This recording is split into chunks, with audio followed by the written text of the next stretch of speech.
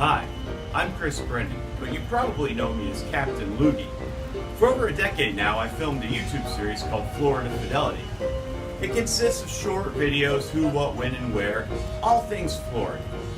Now, I've decided to expand Florida Fidelity into an exciting new interactive experience called Captain Loogie's Fort Lauderdale Reality Tours.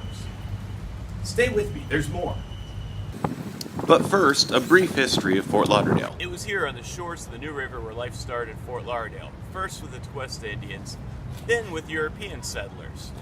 Later on, Flagler brought the East Coast Florida Railroad down. And that's when things really got moving. Thanks greatly to the hard work of Frank Stranahan, Henry Flagler was enticed to bring the Florida East Coast Railway to Fort Lauderdale. With this new shipping route, we experienced a tremendous building boom in 1925.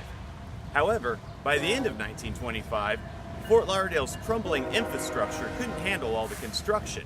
And then came the hurricane of 1926. The storm made landfall on September 18, 1926, causing over 372 fatalities. As you can see behind me, once again, construction is the name of the game here in Fort Lauderdale. Much like in 1925, we're building with very little regard to our infrastructure or historic preservation.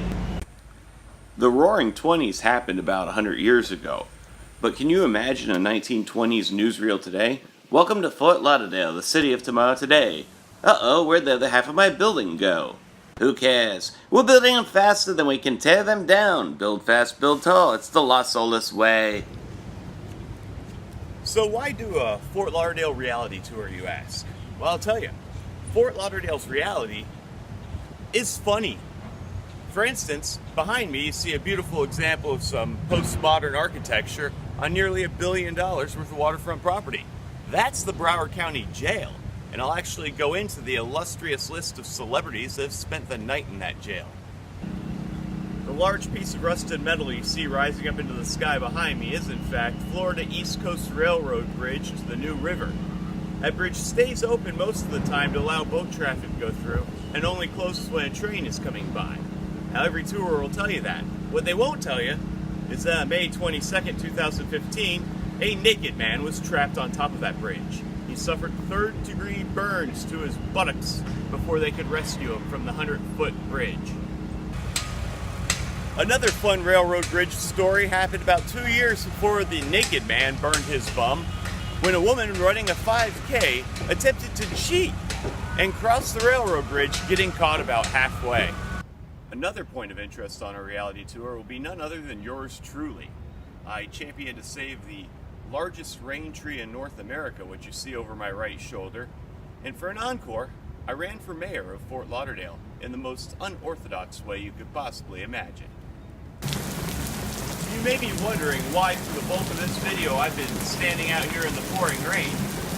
Well, that's the reality of the Sunshine State. It's not always sunny.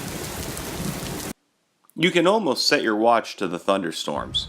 Along with dishing the goods on all the unknown history of Fort Lauderdale, I'll take you for a stroll along 2nd Street and introduce you to some local bartenders. There will be cocktail stops on this tour.